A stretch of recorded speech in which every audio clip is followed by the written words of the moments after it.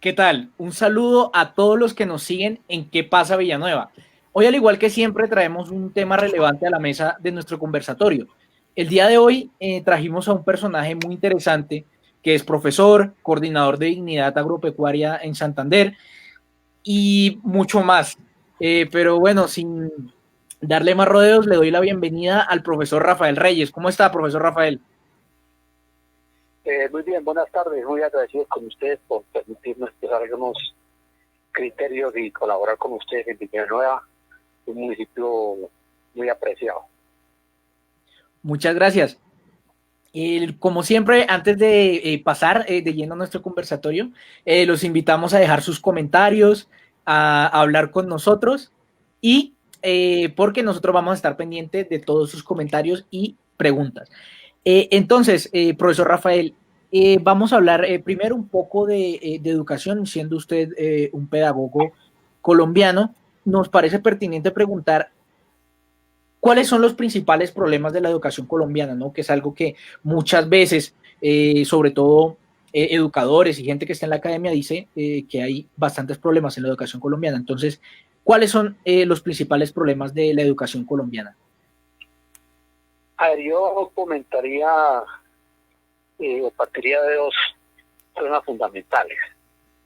Uno es la política educativa del gobierno, no este, sino los últimos gobiernos, la política educativa del Ministerio de Educación desde hace, digamos, 20 años. Y es una política de que la educación pública, me refiero a la educación pública fundamentalmente, sea una educación de baja calidad. Y ese es el criterio elaborado por ellos conscientemente, emanado del ministerio, y repito, en el sentido de que la educación colombiana no sea de alta calidad, sino que sea una educación mediocre. Segundo, el problema de la financiación. Colombia es de los países que menos dinero aporta el presupuesto para el sector educativo, y eso es un aspecto supremamente grave. Nosotros hemos venido de la Federación Colombiana de Educadores hace años exigiendo el mayor presupuesto para salud y educación, y ahora en estos tiempos de pandemia pues damos cuenta que era necesario invertir más en educación y en salud. Entonces yo diría que son los dos aspectos principales. ¿Por qué digo esto? Inicialmente porque en los países modernos, por ejemplo, la educación tiene que ir vinculada con el aparato productivo del país. Si la educación es una forma de contribuir al desarrollo del país. Y en Colombia no sucede eso. Colombia, dado que la política económica del gobierno de los últimos años ha sido la de desproteger el agro, por ejemplo, desproteger la industria, no reactivar la economía o la producción nacional, pues esto requiere una educación que no tenga calidad. Doy un ejemplo. Si en Colombia el sector agropecuario, me gusta dar para hacer ejemplos, es el sector agropecuario, prácticamente estamos comprando todo de afuera, lo que nosotros podamos producir, pues el campo no tiene, digamos, mayores cultivos, se acabó el cultivo de la cebada, se acabó el cultivo del trigo, pues no requiere ingenieros agrónomos. Si vamos a traer carne del exterior o leche, como están entrando ya, pues no necesitamos veterinarios. Entonces, en ese sentido, la educación ha perdido un papel protagónico para el desarrollo del país, porque no requiere que hayan profesionales, y he colocado un ejemplo muy concreto. Si en el campo no hay avance, pues no requieren ingenieros, los ingenieros salen, no hay consiguen trabajo. Entonces, ese es un aspecto principal, que la educación en Colombia, desde el ministerio, plantea una educación que no impulse la economía o el desarrollo económico del país. Y segundo, vuelvo, insisto, el problema del presupuesto. Le coloco este ejemplo. En esta pandemia, por ejemplo, antes de comenzar, el mismo Ministerio de Educación Nacional ha señalado que cerca del 90% de las instituciones, de la estructura, de la infraestructura de los colegios tenía que ser demolida, porque la inmensa mayoría de ellos no cumplen las normas de sismosidad. Entonces, y en los últimos años han construido como unos 20 o 30 colegios nada más, algunos de ellos convertidos en elefantes blancos. En Colombia, por ejemplo, la mayoría de colegios, incluso en zonas no muy apartadas, los alumnos no tienen computadores. Hay partes donde tienen que enseñarle a los muchachos con divos hechos en un cartón. Eso es un ejemplo claro que el presupuesto en educación es muy bajo realmente. Yo atribuiría a esos dos aspectos los problemas que tiene la educación pública en Colombia. Y bueno, en ese orden de ideas, si usted tuviese la oportunidad de mejorar la educación pública en el país, ¿qué decisiones tomaría al respecto? ¿No? Hemos estado hablando un poco acerca de la poca inversión y de temas también de la infraestructura y de qué es lo que se le va a dar a los colombianos, ¿no? Entonces, en estos aspectos, como dije en ese orden de ideas, si usted tuviese la oportunidad, ¿qué haría para mejorar la educación pública, sobre todo del país? Bueno, la primera medida que hay que tomar, que es una propuesta que ya se ha hecho, es que el gobierno y el Congreso de la República definan una norma que aumente progresivamente el presupuesto de educación. Para eso se requiere que el Sistema General de Partidos, en Colombia la plata para educación y salud y agua potable sale digamos, de una bolsa que se llama Sistema General de Participaciones. Ahí en esa bolsa el gobierno coloca un presupuesto para los tres aspectos: educación, salud y agua potable. Entonces, lo primero que hay que hacer, o que yo haría, sería aumentar, por decir, buscar una fórmula que garantice que esa bolsa o esos dineros año tras año aumenten, y que esos dineros, al aumentar progresivamente, permitan adecuar, digamos, por un lado adecuar las instalaciones de los colegios públicos. Segundo, modernizar, es decir, aumentar la tecnología en los colegios, garantizar el internet, por ejemplo, por todo el país. Es muy lamentable que en estos momentos el 60%, incluso en la zona urbana, no tengan los muchachos de acceso a internet. Entonces, esas dos partes serían importantísimas. Dado ya con mayor presupuesto educativo, se podía garantizar, por ejemplo, no solamente las partes académicas, sino incluso la parte de alimentación de los estudiantes. Hoy en día, el plan de alimentación escolar PAE, por ejemplo, es muy raquítico. Primero, no llega a la mayoría de estudiantes, y segundo, no cumple los requisitos, digamos, para que sean nutritivos. Y en Colombia es fundamental eso, garantizar, además de la educación de calidad, que haya un buen colegio, con buenos salones, con baño y todo eso, garantizar aspectos del bienestar social de los muchachos. En ese sentido, sería apropiar los recursos necesarios para que los jóvenes tengan acceso a ese tipo pues a que tengan, en el caso concreto, un bienestar en el sentido de que tengan un refrigerio nutritivo. Yo recuerdo que cuando era estudiante, yo estoy en Bogotá, nosotros íbamos a un colegio que había unos comedores especiales, nos daban un ficho y ingresábamos allá, y un almuerzo balanceado, y con eso teníamos, y se le garantizaba a la población estudiantil. Es más, incluso en las escuelas también daban un refrigerio en esa época, y no era problema como hoy.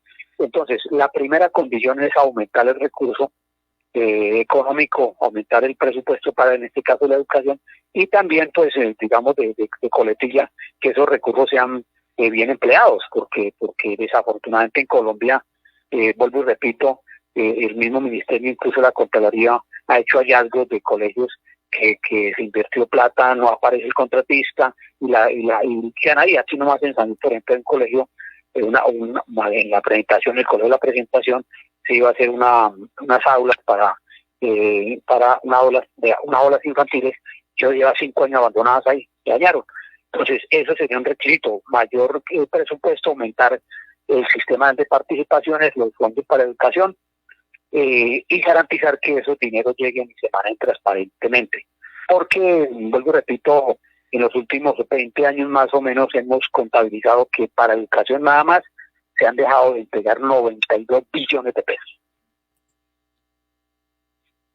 Bueno, también complementando un poco a lo que usted estaba diciendo, también con el tema de los alimentos, también es un tema de saberlo administrar, porque hay casos muy famosos, como por ejemplo un caso que hubo en Bogotá de comida que le llegaba ya vencida a los niños, o el tema de que cobraban en la lista de los alimentos un huevo a 3,000 pesos, nada más un huevo. Entonces, bueno, ahí también hay que, como dice usted, ejercer un control sobre todo eso. Señor Rafael, pasando a otros temas, como se puede ver en la foto en la que lo estamos mostrando, y también cuando uno entra a la página principal de FECODE, estamos hablando un poco acerca de las clases presenciales o el modelo de alternancia, ¿no? En FECODE, en la página principal, si ustedes entran, seguidores de la página, ustedes pueden ver que aparece no a la alternancia. Entonces, la pregunta para usted es, ¿usted qué opina de este modelo de clases semipresenciales que se planeaba implementar, ¿no? Que pues el gobierno viene, eh, digamos, dándole bombos desde hace ya un par de meses. Yo diría que siendo benévolo, que eso es una idea caída de los cabellos, como se dice. Es decir, eso es decir, el país no entiende cómo el gobierno nacional, por intermedio del ministro de Educación, la doctora Armanda Campos, ministro de Educación, plantea clases presenciales, ya dijo que para el grado 10 y 11, cuando se sabe que el pico de la pandemia o los contagios han aumentado exageradamente. Es decir, eso no le cabe a ninguna persona, porque es que la alternancia es llevar unos días a clases a los muchachos. Y en ese sentido, se estarían movilizando en Colombia por lo menos 25 millones de personas. ¿Por qué razón? Porque el sistema educativo colombiano, el aparato público, recoge más o menos 8 o 9 millones de estudiantes. Esos estudiantes tienen una familia, multiplicamos por 3, por 3, 27. Ese niño que va al colegio puede llegar contagiado al colegio a su casa, o viceversa. Entonces está en riesgo no solamente los niños, los jóvenes, sino también la familia, porque, vuelvo repito, saldrían cerca de 27 millones de personas en ese círculo académico, digamos así. Nosotros decimos que además, en los países modernos, incluso que ya se han dicho y señalado que han aplacado la curva de la pandemia, como en el caso de China, incluso España, ¿no?, han tenido que regresar a los muchachos porque abrieron algunos colegios y hubo contagios. Y estamos hablando de colegios que tienen todas las normas de seguridad. Sí, señor Rafael, de hecho. No, continúe, por favor. Entonces, primero, en Colombia no se garantiza que yo creo que no hay un solo colegio público que cumpla las normas que establecieron los protocolos de bioseguridad. Yo creo que haya uno solo en Colombia, hablándole, ¿sí? Y segundo, que esa decisión la hace en el momento en que todo el mundo sabe que una cosa era en abril, en marzo, a lo que hoy está ocurriendo en todo el país. Entonces, yo no sé la ministra bueno que le está sucediendo, porque es una medida. Yo incluso hice un video por allí contra la alternancia y decía que clases presenciales hoy era un genocidio.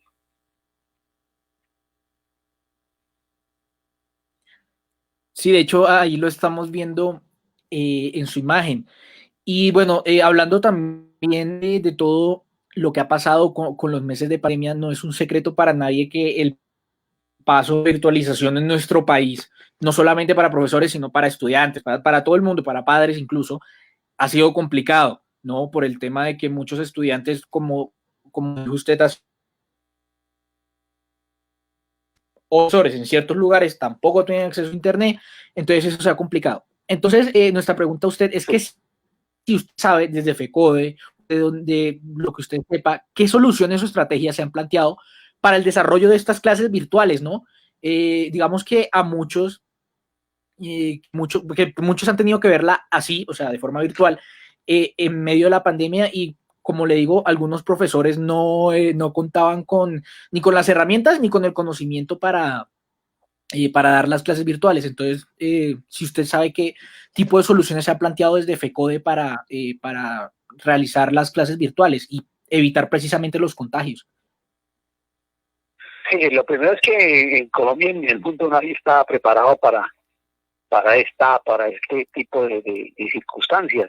Pero hay países que han resistido más, lo han podido solucionar algunos problemas porque tienen sus aparatos, en este caso educativo. El sistema educativo tiene muchas diferencias, mucho avance más que en Colombia.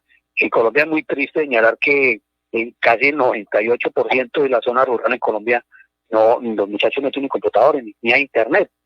es decir, en la zona rural y en la zona urbana, digamos. Entonces, el primer requisito que uno podría solicitarle al gobierno, que le hemos hecho desde la federación, es que se garantice que los muchachos tengan desde sus casas la posibilidad de conectarse desde el computador a las plataformas de los colegios. Eso tiene que ver también con que la familia tenga los recursos necesarios para eso, porque eso no es un secreto a voces, que muchos estudiantes ni siquiera computador tienen, ni tienen que ir a la esquina a un internet, a veces ni siquiera para los minutos. Y aquí quiero señalar un asunto que es muy importante, que es que el gobierno, no solamente en la parte de educación, no ha manejado bien la pandemia. En Colombia el 60% de las familias viven del rebusque, digamos, del sector informal, de vender en las calles. Esos señores que venden en las calles, que tienen un mercadito, venden por la calle, tienen hijos que estudian. Entonces esa situación económica se ve reflejada en la familia, en la casa, y no tienen la posibilidad de acceder a eso. Por eso se le ha planteado al gobierno también, incluso desde COE, también la propuesta de que hay una renta básica que es que en vez de estarle dando 160.000 o 120.000 pesos, se le garantice un salario mínimo a 9 millones de familias durante 3 meses, que eso implica una dotación, pero hay de dónde sacar el dinero. Si usted tiene 850.000 pesos mensuales, su familia, pues no, digamos que no va a tener lujos, pero sí al menos tiene con qué comer y puede resolver el problema, digamos, al menos de tener un plan de datos. Entonces, premisa fundamental para poder hacer trabajo en casa, que los muchachos tengan la forma de conectarse, tengan su aparato, tengan la tecnología necesaria. Yo trabajo en un colegio rural y a nosotros nos toca por este medio, por medio celular, mandar guías físicas y estar comunicándonos con algunos alumnos únicamente hablando, porque muchos de ellos no tienen WhatsApp. Los que tienen WhatsApp, entonces uno trabaja con ellos ese aspecto, pero porque ellos pagan allá desde su casa los datos y todo eso, y esa es una dificultad que hay. Entonces, el primer requisito que hay para poder garantizar el trabajo de casa, que todos los muchachos puedan acceder en una forma de vida, es que se les garantice la conectividad que se llama. En Bogotá, por ejemplo, que es de las ciudades un poco más avanzadas, y han llegado hasta el 70% de conectividad, no han llegado al 100%. De hecho, como usted venía diciendo, hay algo importante, y es que muchos profesores han tenido que dar ese paso extra, han tenido que recorrer esa milla extra, y es el tema, como usted decía, que usted tiene que estar en contacto con sus alumnos, ir a buscarlos, porque obviamente muchas veces, digamos que la red a veces puede fallar, un aparato puede fallar, y toca estar ahí. Por ejemplo, también han habido casos en que los papás son los que tienen WhatsApp en la familia, entonces al papá es el que se le mandan las tareas. En el caso del colegio, por ejemplo, las universidades privadas, algunos estudiantes les han facilitado equipos y celulares, pero la pregunta va más hacia usted como educador y a sus compañeros también, digamos, de gremio, educadores, si han sentido respaldo por parte del gobierno o del Ministerio de Educación en los postulados, es decir, en estas propuestas que usted me ha hablado y también que se han hablado, por supuesto, a nivel nacional, que se han hablado para solucionar todos estos problemas de los que estamos hablando. No, nosotros, siendo sinceros, los maestros de Colombia estamos haciendo unos más que otros, unos ingentes esfuerzos por garantizar que el año lectivo se mantenga. Pero el gobierno, yo diría que de 1 a 10, calificándolo 1, porque en el caso de la Secretaría de Educación de Santander, por ejemplo, pues nos han invitado a unos cursos virtuales, han hecho por ahí en algunas zonas rurales, han hecho un estudio para hace como 3 meses que alumnos podían tener conectividad para darles un subsidio, pero se quedó ahí. Si el gobierno no ha establecido absolutamente nada. Es más, los pocos recursos que los rectores manejan son recursos que normalmente envían, que por ley tienen que enviar, pero no es porque el gobierno haya dado un presupuesto especial para eso, sino han mandado un solo peso para eso. Y son los recursos. Es más, este año recordaron como el 20% con respecto al año pasado. Mire, el ministerio en ese sentido, lo que nosotros perdimos que a los docentes nos ha tocado solos. Por ejemplo, en las ciudades, aquí en San Gil, por ejemplo, el profesor tiene 400 alumnos, tiene el alumno entra a la plataforma, el profesor debe colocar desde su casa la luz, su computador de su propio peculio, no porque el Estado le dé algo. E incluso hoy en día hay veces que uno hasta las 8 de la noche está conversando con alumnos. Y lo mismo en la casa, los muchachos de su propia plata lo que tienen que pagar de datos o de conectividad. El gobierno no ha dado un solo peso distinto al que tiene que dar por obligación en años anteriores. No ha habido respaldo realmente. Bueno, y con ese, lastimosamente con ese panorama, los educadores y los estudiantes están enfrentando la educación en Colombia. Así que bueno, es una invitación al gobierno nacional, al Ministerio de Educación, para que se ayude, ¿no? Y bueno, también muchos habló de que tanto médicos como ustedes los profesores han estado metiéndole el hombro a toda esta situación y bueno, también digamos que por otro lado tampoco se les ha visto no se les ha visto muy recompensados.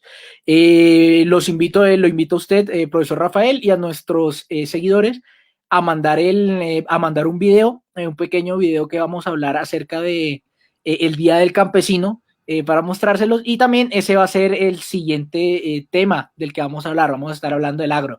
Así que estén pendientes de ese video y ya regresamos.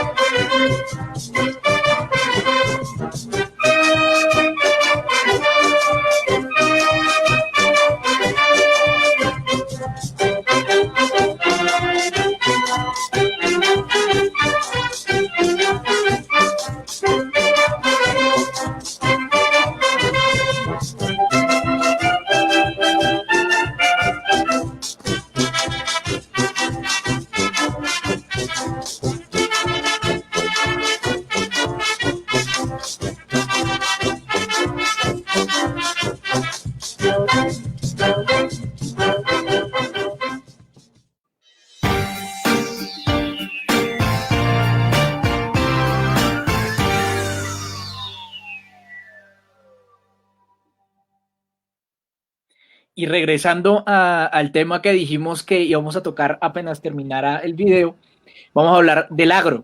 Entonces, usted, señor Rafael, como conocedor de las diferentes problemáticas que enfrenta el agro, sobre todo en la región, en Santander, por temas climatológicos e incluso por la emergencia sanitaria del COVID-19, y bueno, con esta y teniendo en cuenta que las actividades agrícolas son indispensables para la existencia humana, ¿usted cree que el gobierno debe implementar políticas, estrategias que incentivan o favorezcan a los agricultores?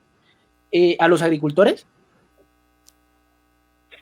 Sí, claro, es que pues el problema en Colombia es que las políticas que han definido los últimos, yo hablo siempre de los últimos gobiernos, para no herir susceptibilidades, eh, van, en el caso particular del agro, van en contravía del desarrollo nacional. En 1990 se definió en Colombia la apertura económica y se definió que el mercado era el que regía las relaciones entre los países, y entonces se optó por traer de la comida de afuera. Hoy en día, en esa época más o menos, se traían, diga usted, unas 200 toneladas, 100 toneladas de alimentos. Hoy estamos trayendo 14 millones de toneladas de alimentos del extranjero, cosas que nosotros podemos sembrar acá, cultivar acá. El campo es uno de los sectores más abandonados por el gobierno, tanto que el presupuesto del Ministerio de Agricultura es prácticamente es muy raquítico. El agro colombiano, el campesino colombiano, no tiene contribución alguna. Es decir, algunas veces por ahí los alcaldes, rasguñando algo desde el presupuesto, llevan por ahí que hay programas de la huerta casera, es decir, pero en general no hay un respaldo del Estado para los productores agrícolas. Es decir, yo siempre coloco el ejemplo, en los países modernos es un respaldo económico, es con dinero, con plata, con tanta y sonita que le dan al agricultor colombiano. Entonces, fijemos lo siguiente, en Estados Unidos, más o menos al año, más de 100 mil millones de dólares los invierte en subsidios para los agricultores en Estados Unidos. Aquí pregúntele usted a un campesino de Villanueva cuánto le da el Estado. No le da un peso. No le da un peso. Y segundo, el agro colombiano es muy atrasado. Pero uno a veces, yo enseño en el colegio rural, como les decía, que en la época de los egipcios, por ejemplo, hace 4.000 años, tenían riego. Y ya en el agua de lejanías hasta, ¿sí? Y en Colombia en el año 2020 no es posible tener distritos de riego y el campesino no puede sembrar pensando que siempre el Dios Santísimo y San Pedro nos va a ayudar, que son unas condiciones. Es decir, el campo de Colombia, la gente, el campesino es un héroe, es como decimos, porque producir en unas condiciones es muy difícil. El agro requiere del respaldo del Estado. Les voy a dar una primicia. Nosotros desde mi agropecuaria, por ejemplo, logramos que el ministro presentara en estos días un proyecto de ley para los alivios de las deudas, que es un problema que gravita sobre la cabeza del sector agropecuario. La inmensa mayoría de cultivadores están endeudados. Y logramos que el gobierno al menos presentara el proyecto de aliviar las deudas en este momento. Nosotros el dato que tenemos es que hay cerca de 150.000 agricultores que al borde del embargo con el Banco Agrario nada más, sin contar cerca de 200.000 que tienen préstamos con otras entidades, caso particular en Villanueva y la región, que son con cooperativas, que son entidades privadas. Entonces, toda esa situación, sin asistencia técnica, sin respaldo económico, sin infraestructura, que son 3 pilares fundamentales para el desarrollo agrícola, pues es que el campesino, antes hay en Colombia producción. De hecho, eso ha sido una lucha histórica en Colombia, ¿no? El tema de la tecnificación del campo y, como dice usted, el tema también de la infraestructura, y antes con la apertura económica llegó competencia para el campesino. Y como de hecho usted nos estaba diciendo y nos lanzó la premisa en Dignidad Agropecuaria, ¿qué propuesta tiene usted o ustedes eh, para precisamente esto, ayudarle al campesino y sobre todo en este momento, en la coyuntura del COVID-19 y obviamente de las condiciones climatológicas que han azotado Santander en los últimos meses? Sí, lo primero que nosotros hemos estado reunidos con el ministro de Agricultura. Yo hago parte y me asistí como el 5 de marzo a una reunión con el ministro presencial ahí en Bogotá, y durante la pandemia nos hemos reunido 2 veces. el primer error que hemos pedido al gobierno es que le quite peso encima al agricultor colombiano las deudas.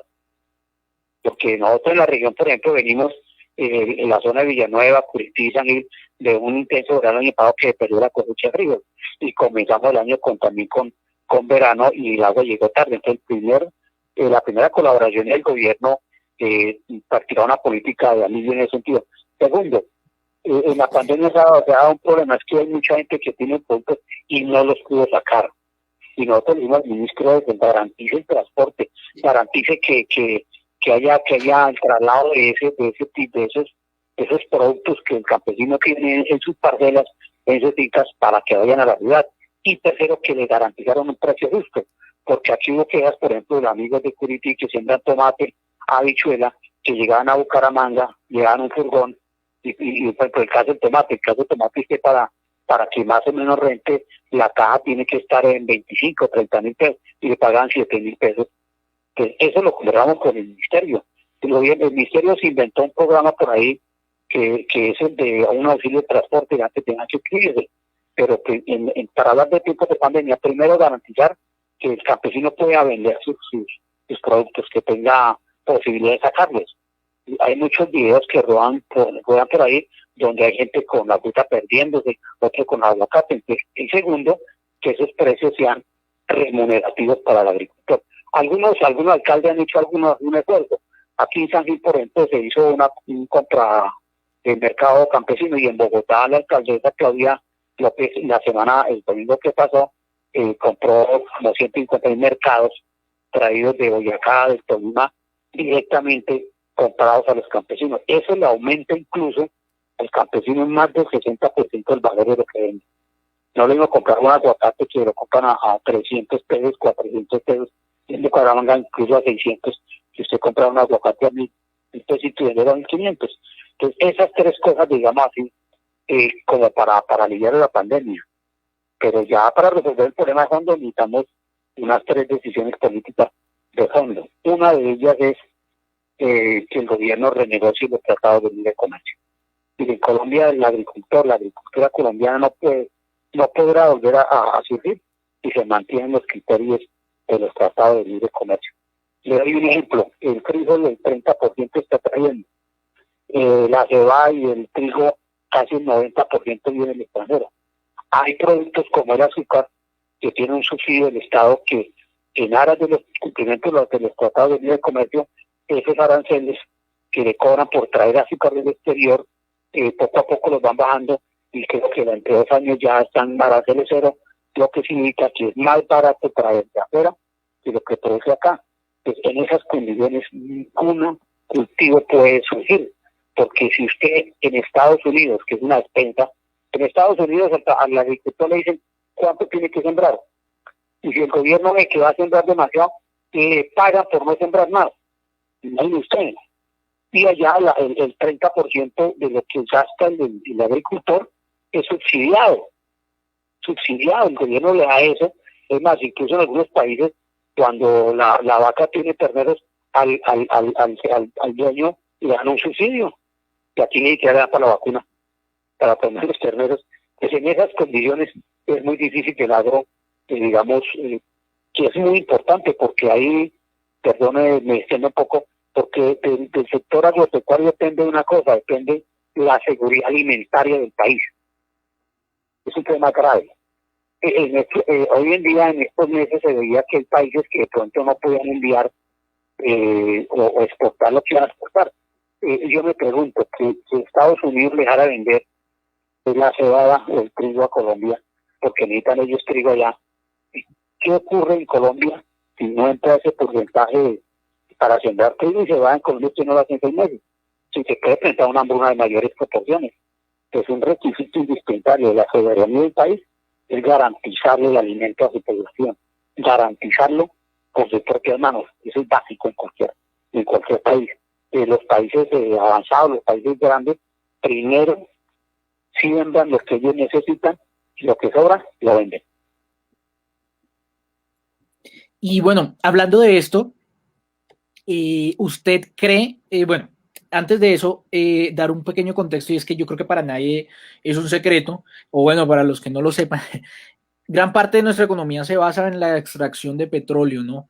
Que bueno, mucho se ha hablado acerca del impacto ambiental que tiene y de que con unos años tener, digamos, gran parte de nuestra economía basada en eso puede llegar a ser peligroso. Teniendo esto en cuenta, ¿usted cree en una economía basada en la agricultura, es decir, Colombia, obviamente, con el gran porcentaje que tiene de zona rural y con la cantidad de cultivos que se pueden hacer aquí en Colombia, ¿usted cree en una economía basada en la agricultura, que sea el eje central? No, no creo. Es decir, aquí en Colombia, para nosotros tenemos unas condiciones óptimas para un país. Si aquí los colombianos, los 48 millones, podían vivir perfectamente bien. Si es un país que de los pocos países que tiene dos mares, por ejemplo, tiene todos los climas. Incluso es como el quinto o sexto país con mayor agua. Necesitamos dos cosas. Uno, desarrollar la agricultura. Eso es fundamental para lo que estoy explicando yo de la seguridad alimentaria. Y segundo, la empresa, la industria, eso es básico. Si que una industria, aquí por ejemplo no se fabrica una sola moto. No se fabrica una sola moto. No se fabrica prácticamente un computador, todo viene afuera. Entonces, esos son dos aspectos básicos para desarrollar un país. La agricultura y la industria. Son dos elementos fundamentales para que el país salga de la... Hay que crear riqueza. Y creando riqueza es creando empleo. Entonces, son, digamos, los dos pilares fundamentales para que un país se desarrolle. Pero Colombia no puede tener mejores condiciones de vida. Un país puede vivir incluso de su mercado interno. Pero uno no necesita ser economista ni tener unos doctorados para entender primero que si nosotros cultivamos lo que requerimos comer, tenemos que triplicar la producción que tenemos en este momento. Eso haría empleo.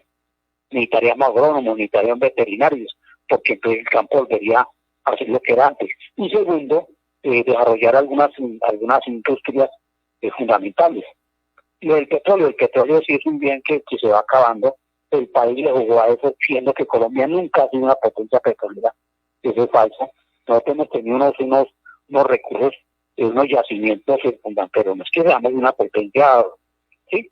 Y eso, el gobierno, como dice usted perfectamente, sabe que el gobierno determinó basar su economía en la extracción de petróleo y todo lo que es la minería, y eso tiene ese fin. Y hoy en día prácticamente es dispuesta de caída. Y no le apostó al desarrollo nacional, a crear empresas potentes. Aquí, por ejemplo, hace 25 o 30 años había empresas que construían carros. Aquí se construían los carros, se armaban. Había el calzado en Colombia, en Bucaramanga, eran barrios completos dedicados al calzado, a producir calzado. Pero si en Colombia entran 10 millones de pares de zapatos de China, pues ¿quién va a colocar una fábrica de zapatos? Entonces, eso es necesario en Colombia, que haya una base industrial que garantice, por un lado, una producción de calidad, y segundo, que eso permite que haya empleo en Colombia, y no requerimos depender del petróleo, aunque esos recursos son bienvenidos, que el país debe entender que a la vuelta de 5 o 6 años no hay ya suficiente petróleo para el consumo interno, que el país debe ir preparándose. ¿Pero en qué sentido? En que se garantice que la industria nacional tenga auge, que del Estado la apoyen, porque es que el problema en Colombia es de que el Estado no apoya, sino lo que hace es definir una serie de medidas políticas que lo que hacen es destruirla. Y le doy un ejemplo para una gráfica contundente, es decir, que uno no entiende. ¿Cómo es posible que Colombia esté trayendo tapabocas? Cuando, hombre, usted aquí en Colombia hay quienes produzcan los tapabocas y de calidad. El gobierno no cierra las importaciones de los tapabocas y compremos a los colombianos. Ahí creo que había una empresa que estaba quedando que tenían como 1,5 millones de tapabocas que no han podido vender porque el gobierno trajo. Entonces, eso es una cosa tan sencilla, tan entendible, que usted dice, no compro una cosa tan sencilla y tan necesaria ahora que el tapabocas, no compro en el exterior y que me lo produzcan acá, y eso había llegado empleo.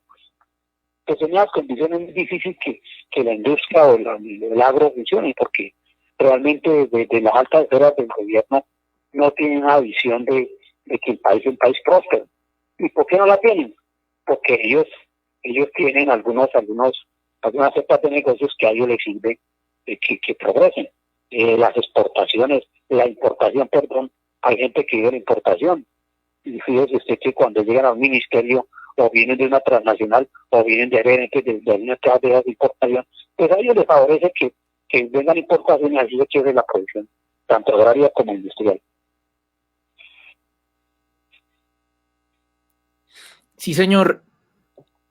Bueno, y dando la última pregunta antes de pasar a nuestra última sección, vamos le voy a preguntar acerca de, digamos, de los jóvenes, de los que son hijos, de los que actualmente están trabajando la tierra de los campesinos, porque muchos prefieren irse a las grandes ciudades, porque obviamente por todo esto que hemos estado hablando, muchos no ven un futuro, digamos, seguro en el campo y migran hacia las grandes ciudades. Obviamente eso es un problema porque a largo plazo, como dice usted, podemos tener un problema de la subsistencia, sobre todo de alimentos. Entonces, ¿usted qué opina de esto? ¿Cómo cree que podemos evitar o motivar más bien a los jóvenes a que ellos también amen el campo así como lo han hecho las generaciones anteriores a ellos? Muy buena pregunta. Ahí hay dos aspectos. Uno es que los jóvenes se van porque no es rentable. Si usted en el campo no siembra frijol y vale 400, 350.000 los costos de producción y le dan 300, pues nadie se queda. Y segundo, hay un problema muy grave, y es que está perdiendo un conocimiento ancestral. Yo en el colegio le pregunto a mis muchachos, a mis estudiantes, dos cosas. Le digo, levanten la mano, ¿quién sabe preparar una gallina? Hace 20 años todo el mundo levantaba la mano, hombres y damas. Hoy hay mucha gente que no sabe preparar una gallina en el campo.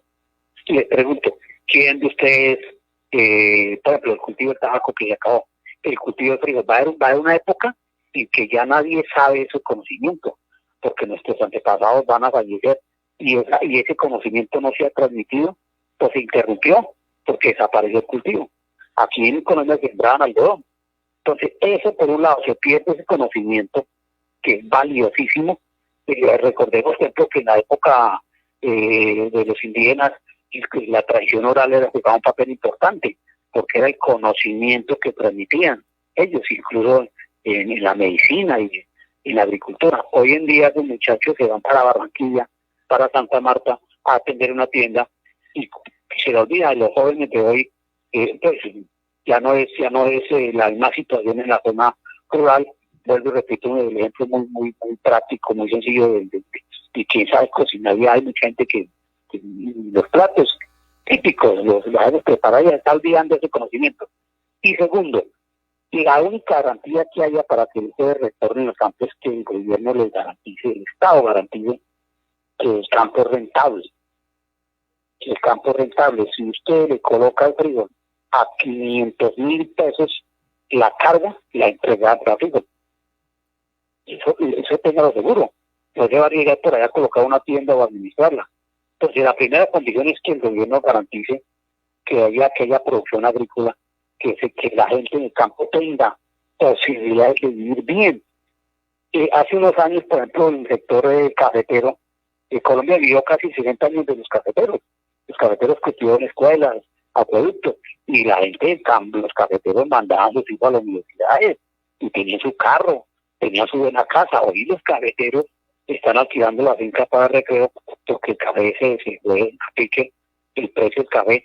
Pues cuando no hay precios remunerativos, no hay cultivos sostenibles, los jóvenes se tienen que desplazar. Entonces, redondeando, el primer requisito es que esos cultivos primero sean rentables y tengan salida. Entonces repito, si un cultivo tiene un buen precio, pues la gente viene y siembra, con la garantía que le van a comprar tu producto.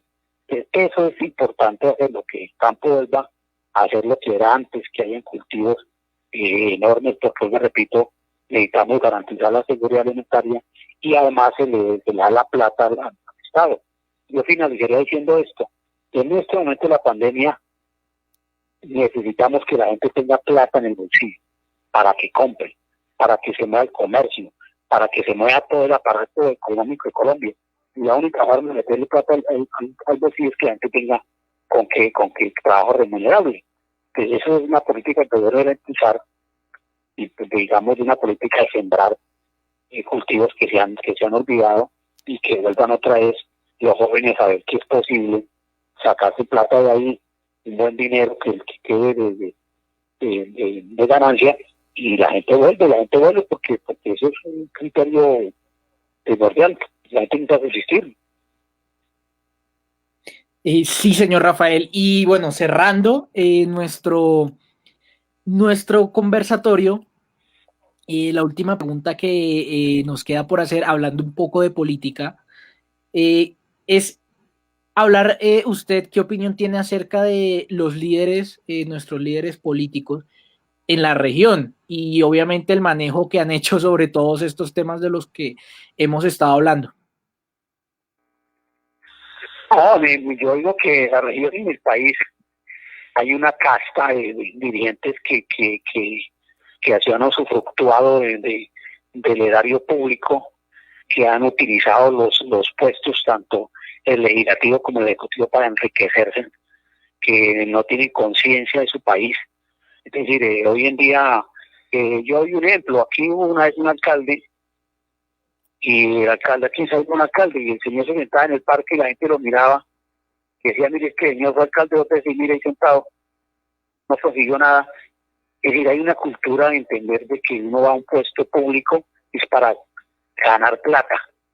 En vez de decir, mire, el señor está sentado ahí, tranquilo, no le ve a nadie, no tiene investigaciones. No, hoy la gente trata de conseguir los puestos para enriquecerse. Y eso hay casos horripilantes de equivocados manejos.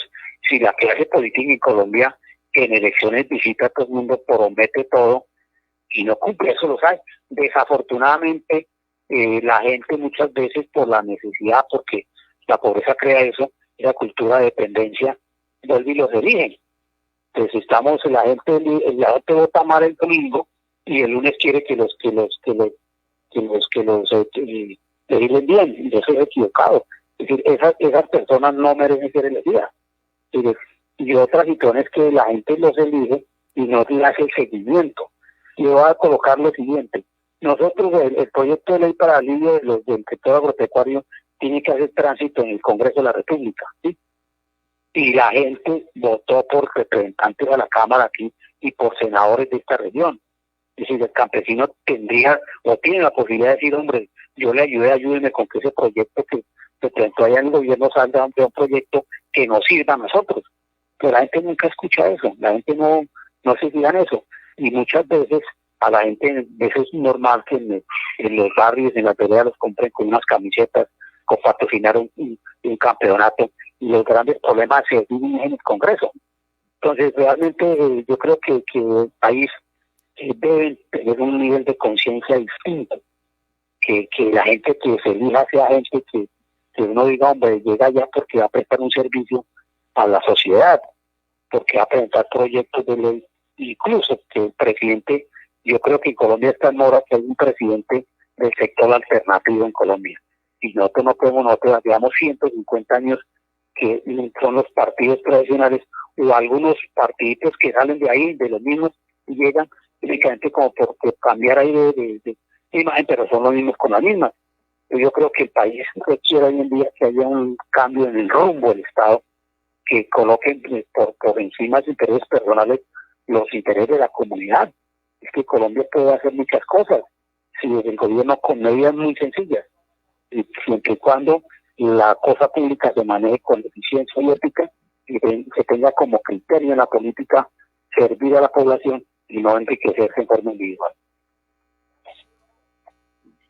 Bueno, muchas gracias, señor Rafael, desearle unas buenas noches y también darle las gracias por haber venido a nuestro conversatorio. El día de hoy no pudimos revisar algunos comentarios y preguntas del público por temas de tiempo, pero de todos modos, muchas gracias por estar atentos.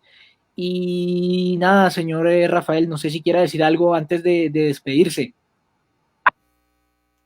No, yo realmente reconozco el esfuerzo que hay en ustedes. Esos son espacios muy importantes, sobre todo en espacios independientes, donde la gente puede opinar y puede escuchar voces distintas, porque nosotros en Colombia hay otro problema, que los medios de comunicación están reflejan una posición que no es la que le conviene al país. Entonces yo los felicito y auguro que estos programas sí tengan éxitos, porque sirven para el desarrollo de la región, y no solamente de Villanueva, sino en general de la región y del departamento. Pues muy agradecido y felicitaciones. Muchas gracias, señor Rafael. Y finalmente decirles a todos nuestros seguidores que no se olviden que tenemos una nueva cuenta de Instagram, nos sigan allá en ¿Qué pasa Villanueva? Ahí vamos a estar poniendo las publicidades de todos nuestros conversatorios y de todo lo que hagamos. También síganos en nuestro canal de YouTube, mírenlo, ahí resubimos todos los conversatorios por si cogieron este ya iniciado o si quieren ver alguno anterior. Finalmente, los vamos a dejar con un video, el cual va a hablar de salud mental, un tema que hablamos en el último conversatorio. Así que muchas gracias por seguirnos y pasen buena noche a todos. El brote del coronavirus ha hecho que muchas personas se queden en casa, lo cual puede ser un poco estresante. Sin embargo, mantenerte enfocado en las cosas positivas puede darte la energía y la actitud correctas para pasar la tormenta. De esta manera, puedes acoger el positivismo y practicar el autocuidado durante el día. Te presentamos a Brenda. Ella se toma un descanso de los medios sociales y ve las noticias para ver actualizaciones confiables sobre el virus. Al mismo tiempo, se mantiene comunicada con su familia y amigos a través de videollamadas regulares. Brenda comienza su día con una clase de yoga antes del trabajo para calmar su mente. Algunas veces también participa en sesiones de grupo en línea con sus amigos. En la tarde, se toma descansos cortos del trabajo para tomar café, meditar y recargar. A Brenda le encanta cocinar, entonces, antes de la cena, ella busca una receta en internet para preparar. Es una buena manera de recompensarse y también le da un sentido de logro. Después de la cena, ella lee un libro mientras se da un baño de espuma. Cada noche, antes de dormir, Brenda hace una lista de las cosas y la gente por las que ella está agradecida. Esto le ayuda a enfocarse en todos los aspectos positivos en su vida. Durante estos tiempos difíciles, es importante cuidarse a uno mismo y enfocarse en las cosas positivas en vez de las negativas.